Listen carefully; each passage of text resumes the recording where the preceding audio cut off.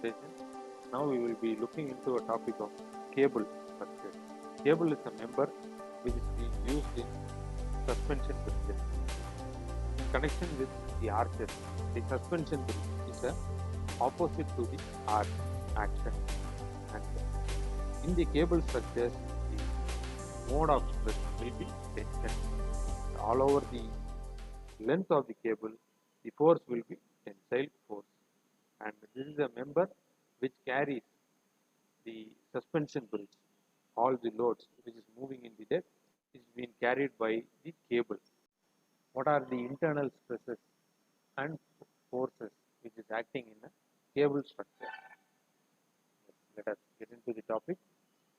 This will be applicable to the suspension bridges. This is a typical suspension bridge and its parts. The cables are hanged in the towers. So these are the two towers to carry the load from the cable, and you can see a cable is being hanged between the two towers. This is the primary load carrying member. So the center part is known as suspended span, and the adjacent to the suspended span is called suspended anchor span here. This will be placed at both the side of the suspension bridge, and after that you will be having a approach span which are non-suspended. Up to this point you will be not having any suspension, and it will be directly going into the anchorage. So here you will be having a concrete block to anchorage this suspension cables, and you can see a main cable which runs through the tower. So in between the two towers, and after that you will be having the cable till the anchorage end. This is the primary load carrying member, and there will be a suspender which is hung between certain interval in order to take care of the deck load. So these are the portions you will be having the road deck. So whatever might be the load which is moving here, these loads are being first transmitted to the deck, and below the deck you will be having stiffening truss, and deck is known as otherwise a slab, a simple term called slab, and below the slab you will be having a beam. Similarly, you will be having a stiffening truss here, and this stiffening truss gives the lateral stability for the suspension bridges, and from the stiffening truss these suspenders are being hanged. Through the suspender the load is being transferred to the cable, and due to this tension in this cable the loads are being carried and it is being transmitted to the anchorage point. This is the typical example of forces acting on a suspension bridge. In both the towers you will be having a natural compressive load, and all the force in the cable you will be having a tensile force. If you invert this, you can see an arch here, and this is the difference between arch and cable. Arch primarily carries a compressive load, and cables primarily carry a tensile load. And at the end of the structure, anchorages will be having a tensile force. You can see the difference.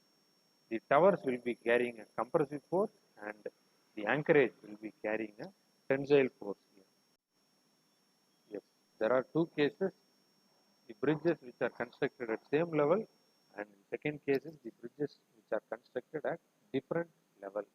Regarding the suspension bridge, the longest is the Akashi Strait Bridge, which is built in 1988, which a span of 1991 meters between the islands Honshu and Shikoku in Japan. And in 2019, China completed the second and third longest suspension bridge. So it is having a distance of 1700 meters and a distance of 1688 meters. Okay, so now when we are talking structurally, so currently we have discussed what are the components of suspension bridge and what are the forces which are transmitting. These are the major forms of forces. Now let us look into the cables in detail. So in a suspension bridge, if you take the cables, so they might be of different material and different way of construction. Here you can see the cables might be in terms of wire rope. So this is the form of a wire rope, and you can see this is the wire rope which is being used for construction. This will be in the external form like this. So if you cut into a cross section, you might have a core. So inside you will be having a core rope, and above that you will be having number of wires which are connected, and the bundles of wires which is also connected in order to form a single wire rope. And you can see this single element which is called a strand, and this kind of strand, number of strands which are connected to the core of the wire rope. This is a form of the wire rope, and you can use this kind of cables. This is another pattern of cables. Each and every single wire, these wires are connected in order to form a single cable, and this might be at 3 mm to 7 mm diameter. You can observe that they are very small. These are the example of the material strength which has been increased towards the year. In 1930, the strength of cable which is being increased up to 600 MPa, that is 600 Newton per mm square. And throughout a span of nearly 140 years, you can see the single cable which is having an improved strength of 1650 to 1800. So each and every cable can carry 1650 to 1800 Newton per mm. This has been 6 times the load which is being carried when you compare with the mild steel. And this improvement is achieved through the research and development. Yes, now let us talk certain aspects of cables. They are the fundamental element in a cable supported structure. And you can see the cables are made up of small wires. So these wires are 3 to 7 mm. I earlier explained the cable consists of wires. The wires are having more tensile strength when compared to the normal steel because of its chemical composition. The composition of the wires are different when you compare with the mild steel, and the number of wires in a single cable which may vary from 19 to 499 of wires can be available. And you can see and observe here, you can each and every wires are being connected here. It can be connected up to 499 numbers of wires in order to make a single cable. This depends upon the tensile force which is going to carried by the wires, and up to a maximum of 7 mm for each and every wire. And the yield strength of the wires is 1180 MPa. The tensile strength you can observe nearly 1570 MPa, and strain at breaking is 4%. You can observe that these cables have less strain carrying capacity when compared to the mild steel. Mild steel have 4 times more than this strain breaking capacity, and modulus of elasticity is 205 GPa, which is having the same Young's modulus, and the chemical composition which is given below. And due to the high percentage of carbon which is being increased here, and you can see a 0.8 percentage of carbon increased in the cable rods. So due to this increase, you might get the higher tensile strength, and it reduces the strain. The elongation capacity is being reduced, and tensile capacity is being increased in the cables, and due to high yield strength and tensile strength than the normal value due to the high carbon content. And there is a disadvantage of this: the cables cannot strain more than 4%, and cables cannot elongate more than 4%, and it also cannot be welded. And these are the highlightable disadvantage for a cable. Yes. The structure which we have dealt in the components is being taken into the analytical parameter. So each and every component which is constructed in the suspension cables is being transferred into the analytical parameter, and the supports of the tower is being converted into the hinged support. The towers allows the moment, and hence it is assumed as the hinged support, which is having two number of reactions, that is VA and H, that is vertical and horizontal. So these towers will be carrying two number of reactions, and the other tower will be having the two number of reactions. In some towers, you can see a roller support. So this kind of towers and suspension bridges are available, and if that in the case, you have to change this hinged support into a roller support. So generally, we will be taking this as a hinged support, and the suspension cable are being taken into a curved element. So this element is curved and which is having a tensile force primarily, and the central distance which is known as the dip from the support. So if you draw an imaginary line from the tower to the bottommost part of the cables is known as the central dip. So this is known as YC, and at each and every portion you will be having a vertical distance with respect to horizontal distance. So this will be a parabolic structure. You can take it as X, and for a X distance you can find Y by U, which is being used in the arches. 4H divided by L square X into L minus A. You can use the same formula in order to find the vertical distance at any point. The load, the uniformly distributed load, which is not taken in the curved form, it is taken in the straight line. Since the deck carries the uniformly distributed load, it is carrying in a horizontal form. Hence, we are considering the load is also acting in a horizontal form. So the cable is a member which takes the loads from the suspenders and transmits to the support, and you can see the suspenders carry the load.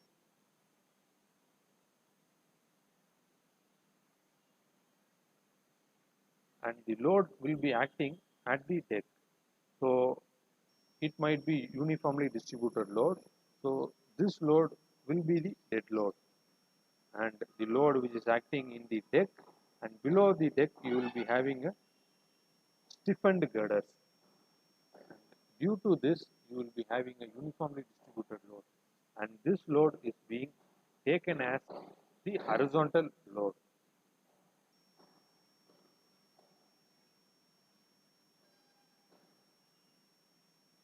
Okay, if you want to find the H, that is the horizontal force, and the vertical force, you can use the formula, which is H equal to WL square divided by 8YC.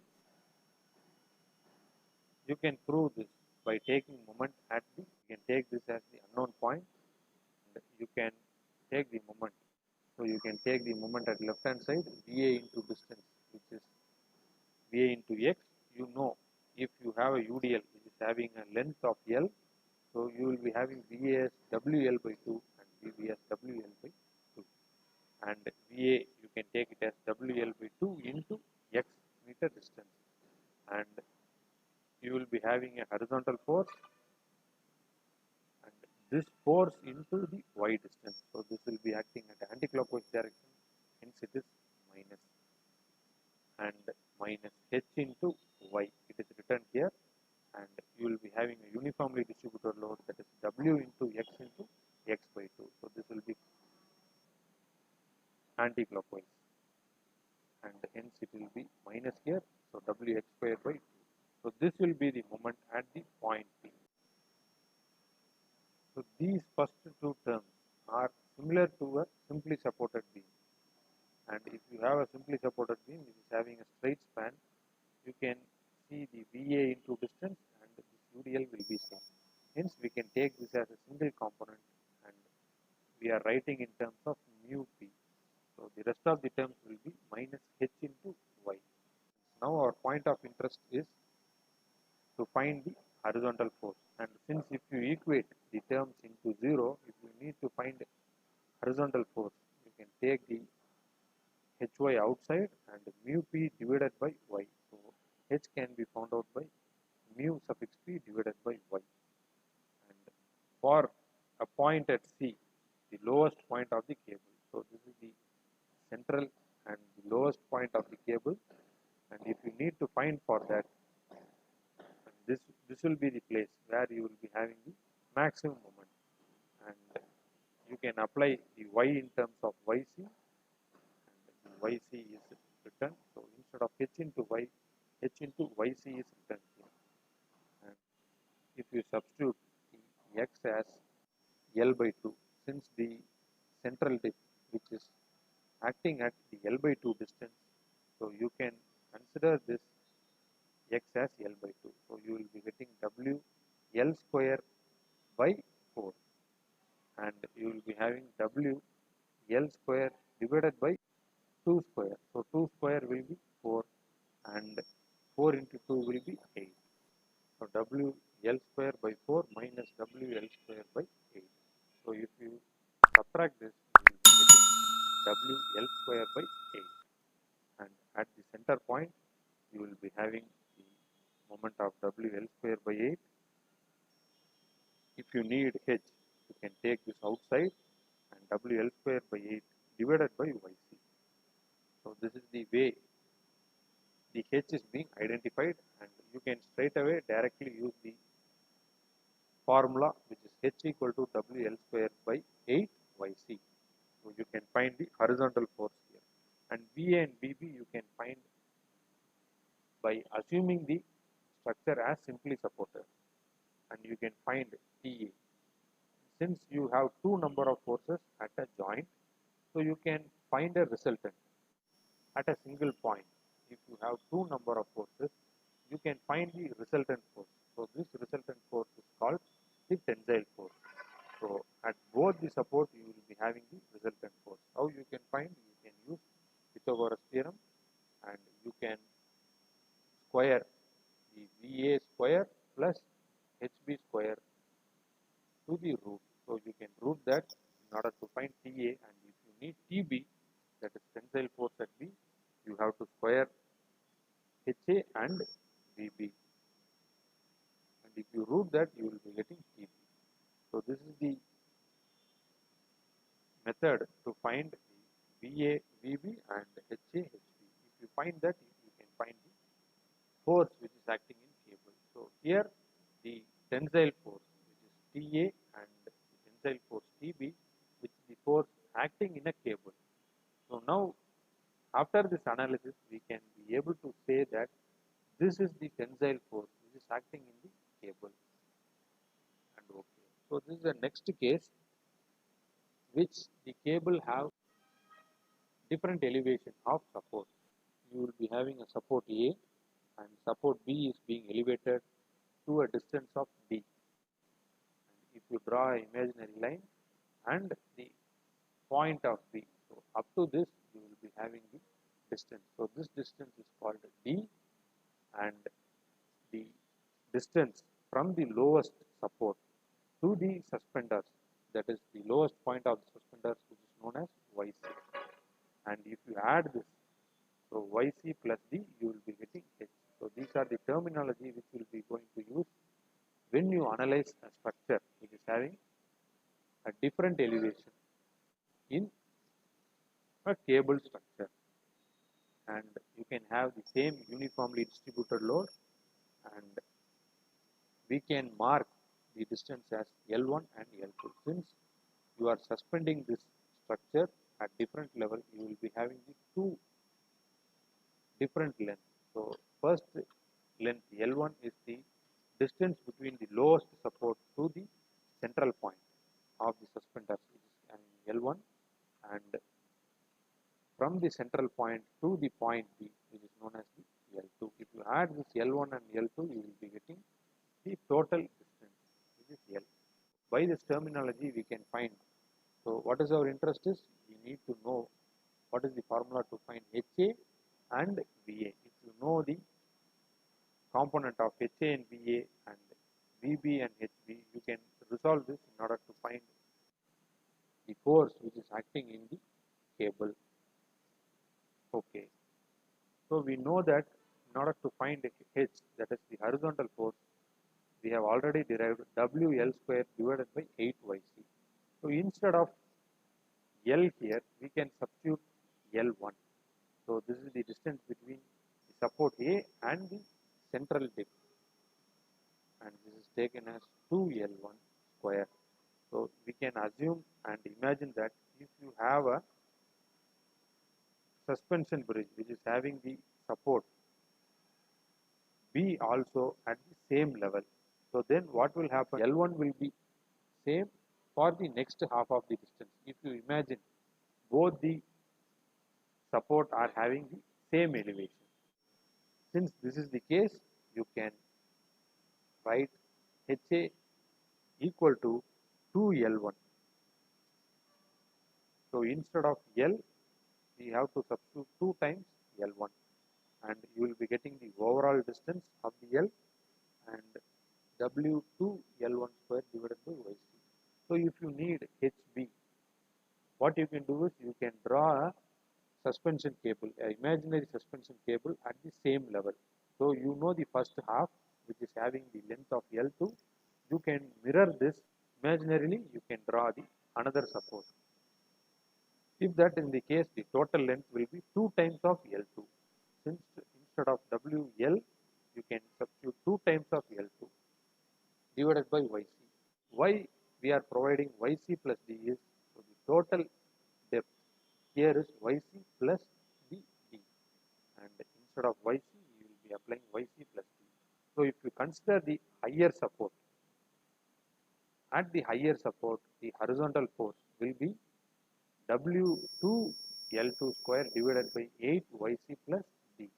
If you need to find HA, that is the lowest horizontal force, and at the lowest support, you can use W2 L1 square divided by 8 YC, and both will be equal here. And if you equate these two components, so 2 square will be 4 and L square. So, 4 by 8 will get cancelled, and you will be getting 2 YC. And if you square this inside, 4 W L2 square, so you can cancel the 4 and 8 here, you will be getting WL square by 2 YC plus D. You can equal L1 and L2 is taken at single side, and you will be having 2 YC divided by W, and both the W will get cancelled and both the 2 will get cancelled. You will be getting YC plus D. So, this will be the ratio of L1 by L2. So, since it is in terms of square, you can take it outside this equation, and L1 by L2 ratio will be equal to YC plus D. So, these are the components. You can use this relationship in order to find any unknown. In some cases, the YC will be known here and D will be unknown, or in some cases, you might have the distance between the two support, that is D. You can find YC and you can find the unknown of L1 and L2 by using this equation, and you can find H either by using this term, or you can use HB in order to find the H. If you find H and VA, you can find VA by considering the structure as a simply supported beam. So, the vertical reaction is being found by using the structure as a simply supported beam. If it is a simply supported beam, you will be considering VB into distance and HB into the distance. So, the distance will be D into YC and you will be having a uniformly distributed load. You can take moment at the point A in order to find VA and VB. Okay, so let us use the two concepts in order to solve the different practical cases. A problem is being given here, a footbridge of 3-meter width. You are having a suspension bridge which is having a 3-meter of. Throughout this width, the load which is being transferred to equally to each of the suspenders. Whatever might be the load, if you are having 100 kilonewton load, so each cable will be carrying half of the load, and the span of 50 meter.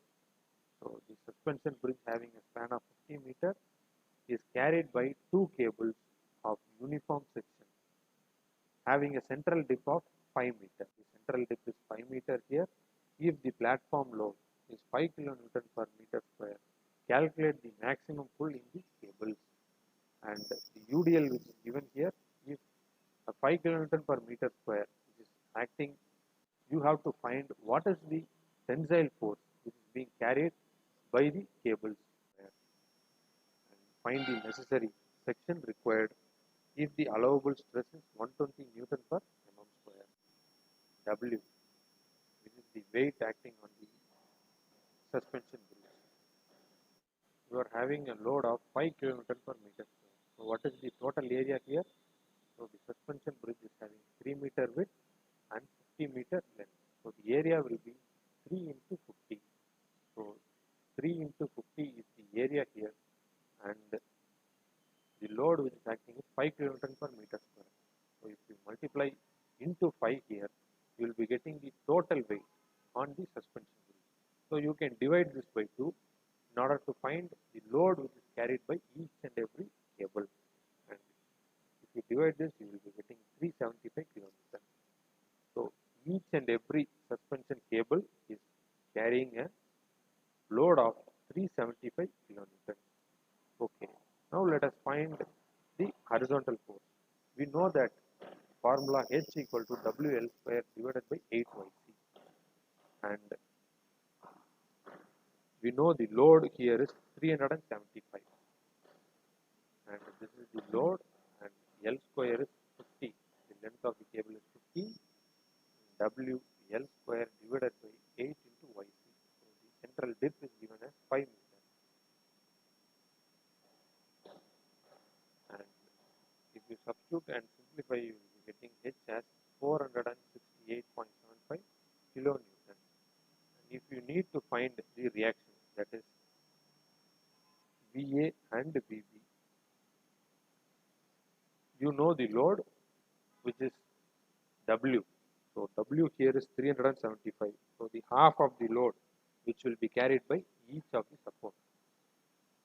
375 by 2, you will be having 187.5 kilonewton. So at each support you will be having 187.5 kilonewton. You know the vertical reaction and the horizontal reaction at the support. So you can find the tensile force by rooting the V square plus H square, and we got 187.5 plus 468.75. So if you square this and root, you will be having 504.86 kilonewton. So this is the tensile force which is acting in the cable here. How to take this tensile force? So what will be the area which is required in order to take the force safely? So if you want to design this, the permissible stress which is given here as 120 Newton per mm square. Since the cable carries purely tensile force, so the formula to find stress is load by area. So the load will be T here and area, so you can cross multiply. So F equal to T by A, you can cross multiply to find A, and we know the stress which is 120 Newton per mm square, and the maximum force which is 504.86 kilonewton. So you can multiply in terms of 1000 in order to convert in terms of Newton. So both will be in terms of Newton and mm square. So since this is 120 Newton per mm square, you have to convert 504.86 kilonewton into Newton. So you will be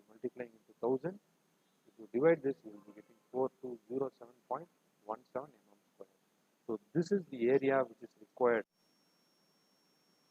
Now let us take the next problem. The cable of uniform cross section is stretched between two supports, that is 100 meter apart, with one end 4 meter above the other as shown in figure. The one end is apart from the other, so you are having 4 meter differential elevation between the support. With respect to support B, the support A is elevated to a 4 meter, and the total distance which is given as 100 meter, and the cable is loaded with uniformly distributed load of 10 kilonewton per meter. So throughout the span you will be having 10 kilonewton per meter, and the sag of the cable is measured from the higher end is 6 meter. So from the higher end, the sag is being measured as 6 meter, and you are not knowing the YC here. Since you know the D, that is the differential elevation as 4, and you can find 6 minus 4 as the YC. That is the dip from the support B. Okay. What you have to do is find the horizontal tension in a cable. So you have to find the tensile force which is acting in the cable. Also determine the maximum tension in the cable. So know the vertical and horizontal reaction at support A and support B. Since this is a hinged support, you can find the support reactions. What are the known values here? The span is given as 100 meter, and D, which is the differential elevation, is 4 meter, and the overall height which is 6 meter. That is the height of the support A, that is elevated support A, to the lowest point of the suspender, which is 6 meter. Okay, these are the given data here. So we know the equation, that is L1 by L2 equal to YC plus D divided by YC. You can root this. So this is the value which we have earlier identified. So now let us use this formula in order to know the L1. We know YC, the D component, and since we know these components, we can find L1 by L2 equal to this ratio. And YC is given here as 2 meter, 6 minus 4 will be 2, and plus D will be 4. So YC plus D, so YC plus D will be 6 meter and YC will be 2 meter. So 6 by 2, if you root this, you will be getting 1.732. Okay, so L1 by L2 will be 1.732.